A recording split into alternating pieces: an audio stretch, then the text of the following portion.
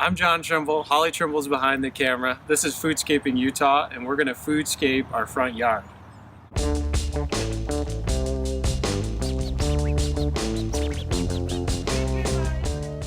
So this area, when we bought it, was all grass, and we've slowly started taking out some grass and covering it with mulch and planting fruit trees. So we have a couple of fruit trees over here. So over here I'll show you kind of how we change grass into wood mulch. What we like to do is cut the grass really low, and then I like to put down a couple inches of compost. You can see there's compost in there. And then we either cover it with cardboard, or this is newspaper, overlapping the newspaper really thick. And then, as you can see, we put like 3 to 4 inches of wood mulch, and that'll take out the grass. You don't have to spray it, or you don't have to dig it out. That's what we've mostly done. We've done the digging too, and it doesn't work as good usually. And then, so the plan is to take all this grass out and put some raised beds. Today we're going to show you how we do one of the raised beds. So let's take a look at that real quick. So this is a really simple one. Basically what you need is 3 2x12 pieces. So these are 2x12 by 10 feet long. And then the one of them you cut in half, so you have 2 5-foot lengths. And then this is a 4x4, 1 8-foot length that we cut into 6 pieces. So they're each 16 inches long. So they'll go 4 inches into the ground, and then it'll hold the bed together. Then these are 2x6s. We got 2 of those. And in a minute, when we put it together, we'll show you how those 10-foot long 2x6s become the benches on the side.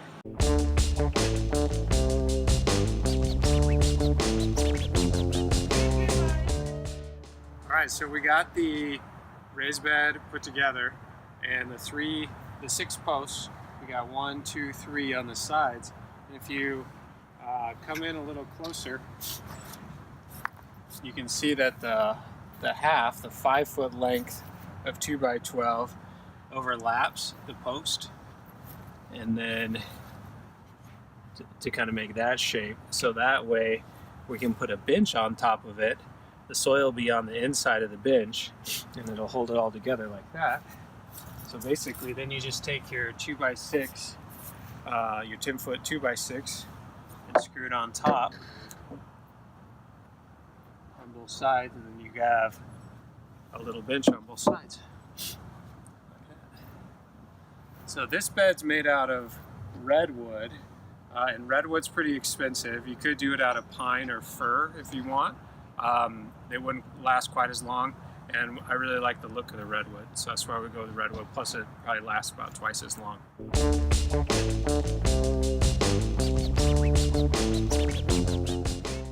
Okay, so it's spring now, mid-April, beautiful day.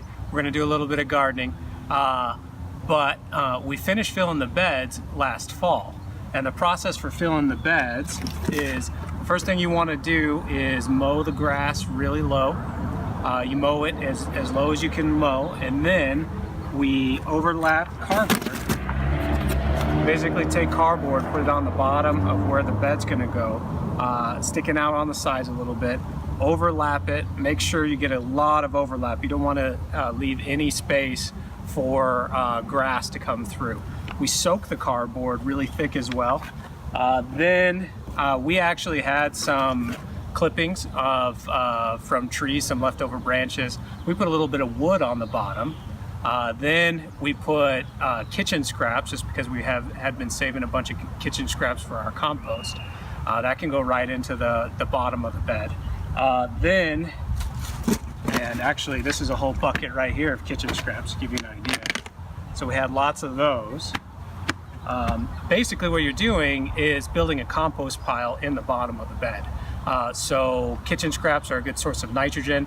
Those can go in there. And then at the same time, we mix that in with leaves, brown leaves. And since it was fall, it was easy to gather leaves from all of our neighbors. We basically started letting people know that we wanted their leaves, and they were getting rid of them anyway. So they just started dropping them off at our house. The other thing that we did to get some free material for filling the beds was we took these 5-gallon buckets and dropped them off at all the local coffee shops. So they started putting coffee grounds on them, which is an excellent source of a nitrogen-rich product to mix with the carbon-rich product. In general, in compost, it's about mixing nitrogen high, organic matter high in nitrogen, and organic matter high in carbon. So the carbon's usually called brown material and the nitrogen green material. So green leaves are higher in nitrogen, so our kitchen scraps and coffee grounds are excellent for that. So I don't know how many, but to get enough fill material for all of these, we probably got 20 5-gallon buckets full of coffee grounds, all free. It was excellent. Then we started putting compost, and this we had to buy in, so we don't make enough of our own compost. The local green waste, the city green waste facility, sells compost by the yard. So we went and got compost from there in our pickup. Started putting layers of compost in, and then we also put a little bit of topsoil, our own native topsoil, mixed that in with the compost, and then towards the top it was nearly all compost. So what you see here is the green waste compost, and it's great. It's great to do this in the fall, because if you do it in the fall, the material that's at the bottom has some time to break down.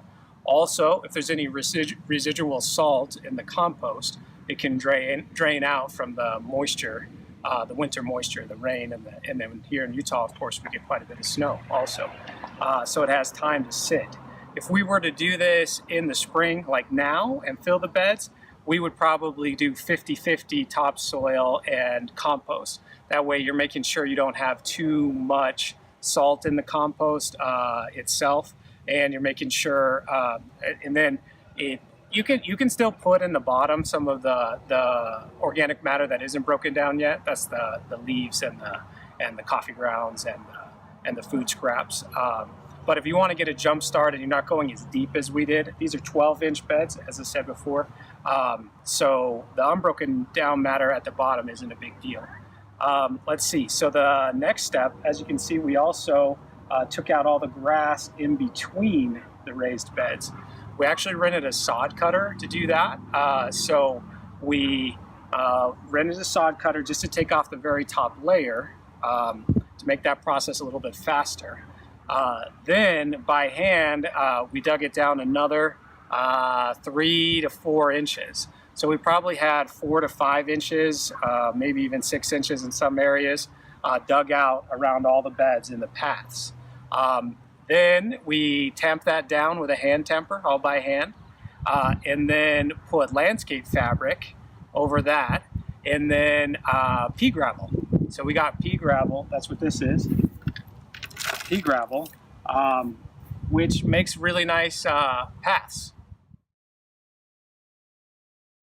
So the reason we went with pea gravel is we wanted something a little bit more permanent, something that's really nice for walking on.